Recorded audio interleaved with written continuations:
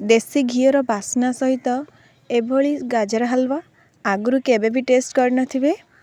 ए गाजर हलवाटा मु सरस्वती पूजा स्पेशल ही बनाऊँगी। देखंतु ए गाजर हलवाटा सबुठु कम समय आ कम झंझट आ कम इंग्रेडिएंट सहित होईची। परिवार रे समस्ते एकाठी हेले सबुबेले शुभ समय रे गाजर हलवा ही ऑप्शन थाए। ए गाजर हलवार गोटे बाइट आपण गोटे चामच मुँह रे देला परे पूरा तुरंत मिली जाउथुवा गाजर हलवाटा हेइथिला। बहुत ही टेस्टी हेइथिला। भली बनी बनी काहेकि गाजर हलवार बास्नाटा पूरा देसी स्टाइल पूरा पारंपरिक वे रे हेइथिला। चैनल को प्रथम थर आस्थिले वीडियो को लाइक करंतु, चैनल को सब्सक्राइब करंतु, वीडियोटा को एंड पर्यंत देखंतु। गाजर हलवा बनैया पे गाजर केवल ग्रीस करवा एटा ही सब बेले टाइम टेकिंग थाए। आकु जदि साइड कर देबा ताहले गाजर हलवाटा बहुत ही कम समय रे बनि जिवो।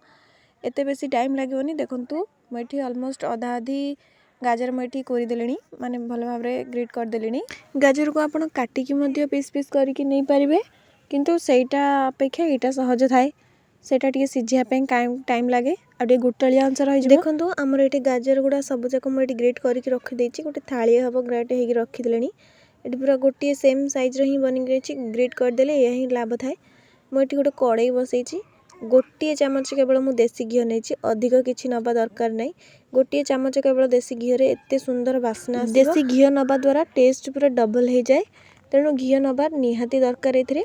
मु प्रथमे घी देकी एठी सबतक गाजर को एठी पकै देछि। गाजर जो भी अल्प टिके जळीय अंश थिबो आको भलो भाबरे टिके एपट सेपट लेउटे देबे। हल्का टिके लेउटे देला परे 2-4 मिनिट तार सब पानी गुडा सुखी जिवो।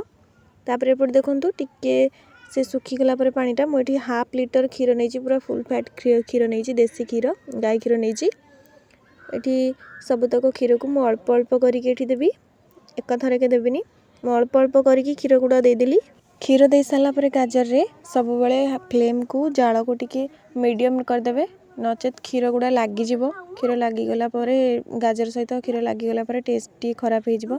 तेणु गाजर को खीर सहित देला बेले सब बेले टिके गोटे चामच रे गोळौथिबे सब बेले। आ फ्लेम को सब बेले मीडियम रे रखि देबे। मीडियम रु लो रखिबे, हाई करिवेनी केबे भी। सब बेले गाजर जेतिकी नेइथिबे तार आधा क्वांटिटी खीर नेबे। जदि आपण केजीटे हबो गाजर नै छिन ताले हाफ लीटर खीर नै जिवे, ताले समान हे जिवो। भलो भाबरे टेस्ट पूरा एनहांस बैलेंस हे जिवो। तेणु गाजर सहित मु एठी खीर को टेस्ट अनुसार नैथिली। एठी देखो तो गाजर ऑलमोस्ट सिझी आसिलानी, 90% एठी कुक हे सारलानी। मु एठी किछि चीनी देबी। आपण चाहिले एठी गुड़ देई परिबे, किंतु चीनी देले तार कलरटा भलो देखा जाय। तेणु मु चीनी नेछि। चीनी मु एठी 100 ग्राम हबो चीनी नेछि। आपण जदि मिठा बेसी पसंद ताले अधिक नै परिबे। देखंतु हमर एठी गाजर हलवा भलो भाबरे कुक हे सारलानी। एपटे देखंतु कड़ाई रु मध्ये भलो भाबरे से छाडी जाउची। ए समय रे आपण जदि पाखरे किछि भी ड्राई फ्रूट्स अवेलेबल नथिचंती ताहाले एठी देई परिबे। ड्राई फ्रूट्स न देई कि मध्ये तार टेस्ट बहुत ही बढ़िया आस्थिला। मु एपटे गोटे प्लेट को काढी दउची अल्प अल्प करिकि। एमिति गरमा गरम गाजर हलवा को सर्व करंतु, बढ़िया टेस्ट आसीबो और समस्त खाइ कि मध्ये बहुत ही खुशी हेबे। सरस्वती पूजा स्पेशल घरे समस्त को बनै कि गाजर हलवा दियंतु। देखंतु समस्ते खाइ कि बहुत ही खुशी हेबे। रहुची आ गोटे नुवा फ्रेश वीडियो रे देखा हबो। चैनल को सब्सक्राइब करनथिले कर दियंतु। रहुची जय जगन्नाथ।